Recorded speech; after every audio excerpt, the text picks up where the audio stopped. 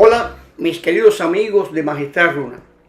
Hoy revelaremos la existencia del cubanismo y sus raíces, porque la belleza de las flores revelan su honda raíz cubana, donde aparecen un Jacomé milanés y Juan Merchán, que al paso de los siglos reaparecerían estos apellidos en uno de nuestros principales poetas, José Jacinto Milanés, y en uno de nuestros más acuciosos críticos, Rafael María Merchán.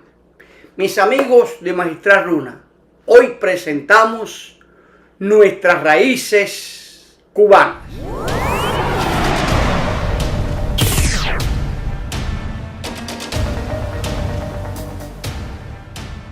Mis apreciables amigos, es cierto que cuando hablamos de un cubano criollo nacido en Cuba en el siglo XVIII, podemos hablar de José Jacinto Milanés, y eso nos demuestra el arraigo de nuestra célula familiar capaz de permanecer viva y germinativa al paso de los años. El poeta del siglo XVIII, La fuga de la tórtola, gran poesía, tiene un importante valor como tesoro de nuestras raíces ya renacidas como cubanos. Escuche: tórtola mía, sin estar presa, hecha a mi cama y hecha a mi mesa, a un beso ahora y otro después. ¿Por qué te has ido? ¿Qué fuga es esa? Sin manronzuela de rojos pies. Ver hojas verdes solo te incita, el fresco arroyo tu pico invita, te llama el aire que susurró: ay de mi tórtola, mi tortolita, que al monte ha ido y allá quedó. Oye mi ruego, que el miedo es ala, ¿de qué te sirve batir el ala? Si te amenazan con fuerte igual, la astuta liga, la ardiente bala, el cauto jugo del manegual. Pero ay, tu fuga ya me acredita que ansía ser libre, pasión bendita, que aunque la lloro, la pruebo yo. Ay de mi tórtola, mi tortolita, que al monte ha ido y allá quedó. Como ven mis amigos, desde que se escribió este poema, ya se podía hablar de los cubanos, más que en lo externo, en la presencia compleja de nuestra poesía. En el siglo XVIII se muestra muy acentuado el carácter cubano que en siglos anteriores, que se mostraba sin acusados perfiles. He procurado recopilar poemas y autores de ese siglo, muchos de ellos de escaso valor poético, pero muy importante como documento y referencia.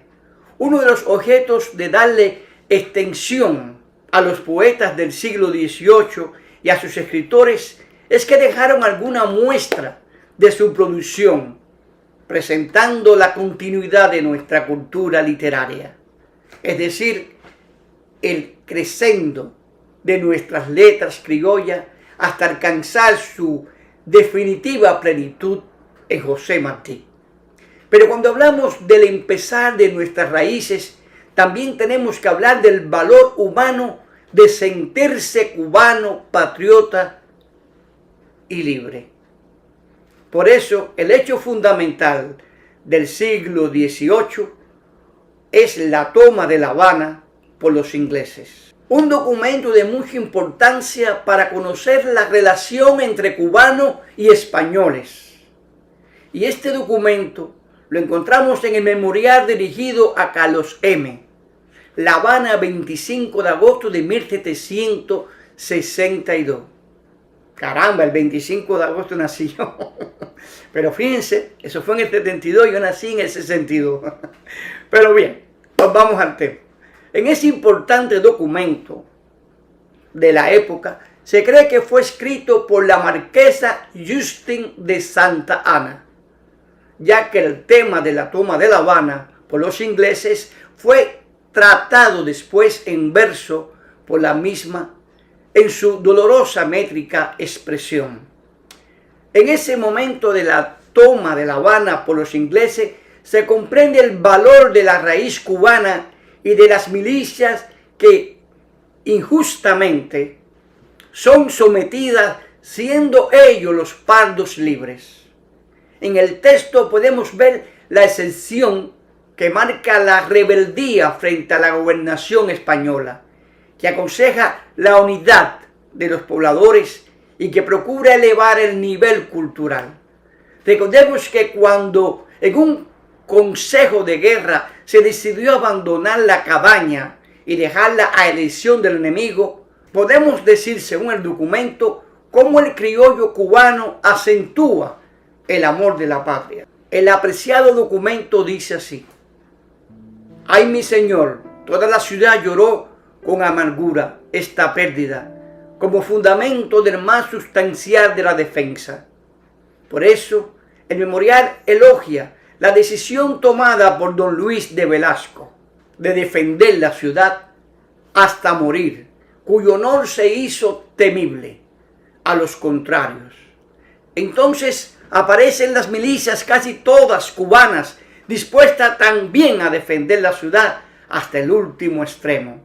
Vemos un cuerpo de milicia formado por cubanos dispuestos a defender la ciudad, y las autoridades españolas inseguras y aturdidas no mueven ni un solo dedo. En realidad desconfiaban esas autoridades del regidor Aguiar, cuando el frente de sus milicias combatía contra mayor número. Consigna también el memorial, el documento, como de todas aquellas jornadas de defensa de la ciudad, solo quedó el gesto de bravura del regidor Aguiar, que los rechazó, los invadió y les hizo 18 prisioneros. También podemos ver cómo el alcalde de Guanabacoa, José Antonio Gómez Bullones, más conocido como Pepe Antonio, organizó una milicia militante de criollos, mulatos y esclavos negros, todos armados con machetes y armas blancas y poca experiencia bélica. A pesar de varias victorias parciales, finalmente los ingleses entraron victoriosos en La Habana el 14 de agosto, 2 meses después del inicio de la toma. En esta derrota, el alcalde de Guanabacoa, Pepe Antonio, murió. Como ven, la historia señala que si no es por el memorial hecho por esta poeta cubanísima, no se hubiera conocido la gloria de nuestras raíces cubanas, ya que al hacer la capitulación señala el memorial cómo se hizo a espaldas del pueblo y de sus milicias, habiendo formado un consorcio con los 3 oficiales generales españoles, sin hacer mención del ayuntamiento en consecuencia de la despotiguez con que procedían los gobernadores españoles. Este pasaje es peculiarmente interesante, pues consignan sentimientos nacientes de rebeldía y de protesta del pueblo frente a las autoridades españolas, que calificaban siempre de sedición cualquier gesto en contrario de sus maldadas decisiones. Lo mismo que sucede hoy en nuestra Cuba. Todas las decisiones tomadas por el gobierno y cualquier decisión de rebeldía que enfrenta a nuestro pueblo, esas autoridades cubanas comunistas también la califican siempre de sedición, no dejando al cubano ser libre ni ser parte del enrol de nuestra patria. Bueno, pero otros pasajes del memorial subraya cómo en el trance de construir las fortificaciones de defensa se convocó a las milicias de Pardo para trabajar sin salario ni ración, lo que siendo tan pobres se vieron obligados a pedir por un memorial alimento.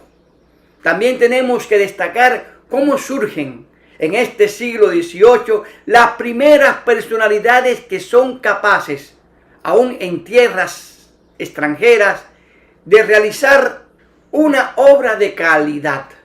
Son personalidades heroicas que, aún contra los mayores obstáculos, realizan su vocación y su destino.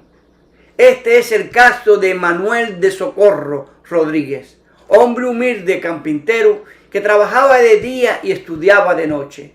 Tuvo conocimientos de biología, historia, zoología, jurisprudencia y matemática. Dejó a Cuba y se fue a Colombia, Bogotá. Y en un memorándum nos dice: he dejado a Cuba con un sentimiento de tristeza, pero es imposible con la tiranía española poder ser quien soy ahora en tierras lejanas. Y es cierto, por su estilo fundador de la Ilustración, dirige la Biblioteca de Santa Fe de Bogotá y en ella introduce el periodismo y funda un observatorio astronómico. Pero lo más importante es subrayar que un hombre formado en nuestra Cuba, un criollo cubano ya en tierras extranjeras, logra ser admirado y puede desarrollar una labor en extremo fructuosa, recordándosele como uno de los precursores de la cultura colombina.